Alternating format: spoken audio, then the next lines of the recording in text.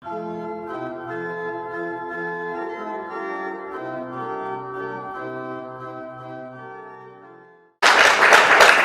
maintenant la parole au professeur André Chêne, président de l'Académie royale de médecine de Belgique.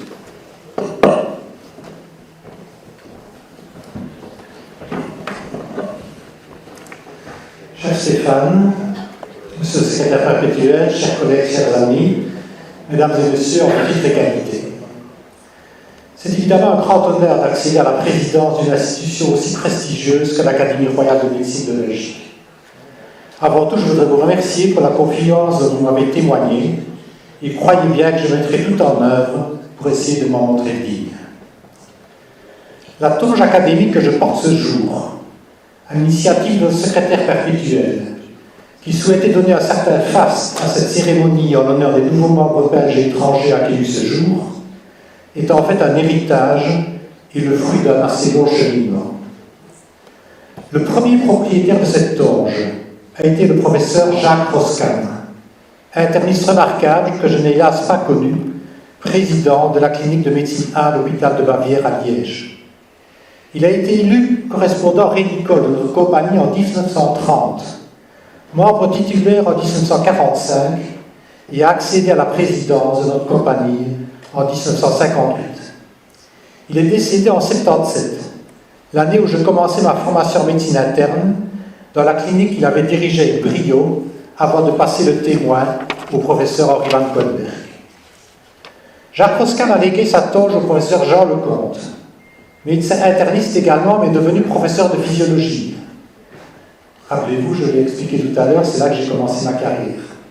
Ce dernier l'a transmise ensuite au professeur Raymond Limet, chirurgien cardiovasculaire de renom qui avait fait une partie de ses recherches initiales dans le laboratoire de physiologie du professeur Lecomte. Finalement, Raymond Limet m'en a aimablement fait cadeau, sans doute pour 3 raisons. La première, ma formation de spécialiste en médecine interne, dans la lignée de Jacques Roscan. La seconde, mon travail de recherche en physiologie, dans le laboratoire du professeur Lecomte, là où ma carrière scientifique a débuté, comme je l'ai expliqué dans mon discours précédent. La dernière, enfin, pour des raisons sans doute plus personnelles. Ma première présentation devant notre académie a lieu le 28 septembre 1996. Elle était intitulée « Le diabète non insulino-dépendant, de la physiologie au traitement ». C'est un titre assez proche de celui de ma conférence de ce matin. Ce fut un souvenir mémorable. Bien entendu, tout d'abord pour l'honneur qui m'est accordé de faire une présentation à une séance de l'Académie royale de médecine de Belgique. Et je profite de l'occasion pour remercier le professeur Lefebvre, ici présent, qui m'avait proposé comme orateur à l'époque. Beaucoup d'entre vous se souviennent probablement avec une certaine émotion de leur première présentation au sein de notre compagnie. Mais aussi pur fruit du hasard, parce que cette séance avait débuté par l'hommage funèbre rendu au professeur Jean Lecomte, qui m'avait accueilli dans son laboratoire comme élève assistant dès mes candidatures en médecine. Ma deuxième présentation, ici même, date de 1999 et était intitulée « L'homéopathie est-elle supérieure à un placebo ?» Controverse à propos d'une méta-analyse d'essais contrôlés. Méta-analyse qui avait été publiée dans la prestigieuse revue The Lancet 1 an auparavant. Jean Lecomte s'est révélé un farouche adversaire de l'homéopathie, avec un exposé présenté devant notre compagnie en 1990, intitulé « La doctrine homéopathique, un passé sans futur ». Des concepts assez obscurs de l'homéopathie ne cadraient évidemment pas avec la rigueur de son enseignement de la physiopathologie. Cette critique de médecine alternative, dite parallèle, reste d'actualité. Et notre collègue Élie Cogan, ici présent et qui l'a rappelé tout à l'heure, tout fraîchement élu comme membre correspondant, peut en témoigner. J'ai été élu membre correspondant en 1999 et membre titulaire en 2009. Depuis le début, j'ai participé le plus souvent possible aux réunions du samedi matin, trouvant dans ce cénacle un terreau particulièrement fertile pour récolter moult informations scientifiques et cliniques de très haute qualité dans des domaines extrêmement variés, ce qui m'a toujours passionné. Aussi, après avoir été secrétaire puis président de la 2e section, quand j'ai été approché notamment par Jacques Boniver et Gustave Mounen pour entrer comme 2e assesseur dans le bureau de notre compagnie, je n'ai pas hésité longtemps, même si cette activité m'obligeait à sortir un peu de ma zone de confort. J'y ai immédiatement côtoyé des personnalités de grande qualité. Jean-Michel Fouadard, liégeois lui aussi, venait d'être élu secrétaire perpétuel, et on ne peut que s'incliner devant une intelligence aussi brillante, reconnue de tous de longue date. J'ai pu admirer le travail comme président successivement de Mme Danielle Valerio, Pierre Couly, Jacques Romaine, Georges Casimir et Stéphane Constantinescu. Personnalités certes très différentes, mais toutes remarquables et particulièrement impliquées pour le plus grand bien de notre compagnie. Je les ai observés attentivement dans leur travail et j'essaierai de m'en inspirer de leur expérience. Comme l'écrivait Michel de Montaigne, mon apprentissage n'a d'autre fruit que de me faire sentir combien il me reste à apprendre. Jean-Michel Fouadard, secrétaire perpétuel au moment où je suis entré dans le bureau, a remarquablement dynamisé et modernisé les activités de notre compagnie, en lançant une série d'idées nouvelles, parfois avec une certaine audace et pugnacité. Son successeur, Georges Casimir, a pris la relève avec brio. Il a fait immédiatement preuve de grand talent de diplomatie, qui lui ont permis de résoudre certains conflits, notamment en obtenant un accord historique concernant la gestion du Palais des Académies, en préservant les intérêts de notre compagnie. Le fonctionnement de la RNV a été fortement perturbé par la pandémie Covid-19 et le dernier président liégeois, Jacques Romaine, a connu une année bien difficile. Cependant, notre académie a fait preuve de résilience et s'est adaptée pour continuer ses activités en visioconférence. Depuis, les séances plénières ont lieu de façon mixte, en présentiel et en virtuel, via Zoom et YouTube, ce qui a permis d'augmenter l'audience, comme l'a rappelé Stéphane il y a une minute, et de donner accès aux personnes intéressées, non membres de notre compagnie, même si on a dû essuyer les plâtres avec une série de problèmes techniques qui, je l'espère, sont maintenant du domaine du passé. La collaboration appréciée de Vanessa Costanzo a également permis de donner à nos séances une nouvelle animation empreinte de plus de modernité.